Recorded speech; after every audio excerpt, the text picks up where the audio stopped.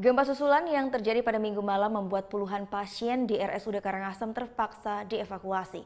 Mereka ditempatkan di tenda yang berada di halaman parkir serta lorong rumah sakit. Gempa susulan yang terjadi beberapa kali pada Minggu malam dirasakan hingga ke Kabupaten Karangasem. Akibat kejadian ini, puluhan pasien RSUD Karangasem dievakuasi ke tenda-tenda yang berada di halaman parkir serta lorong rumah sakit. Pasien yang dievakuasi ini didominasi oleh pasien lanjut usia. Proses evakuasi ini dipilih untuk mencegah hal-hal yang tidak diinginkan saat terjadi gempa. Terlebih, sebagian pasien mengaku masih trauma akan dampak gempa.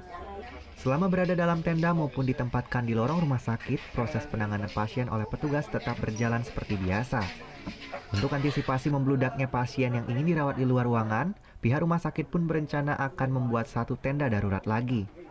Yang penting pasien tetap mendapat perawatan yang optimal dalam hal baik dari sisi pengobatannya, pemeriksaannya oleh medis. Selanjutnya itu yang sebenarnya bagaimana kita fokus di situ. Nah, terkait dengan tempat ini yang masih ada kendala sedikit kalau kita fokuskan di tenda secara keseluruhan, pendukung itu yang memang belum kita punya. Evakuasi pasien di luar ruangan rumah sakit ini diperkirakan akan berlangsung hingga beberapa hari ke depan sampai keadaan dinyatakan benar-benar kondusif. Kadek Martana melaporkan untuk NET. Oh yang beneran? Iya, oke. Tapi gue pernah.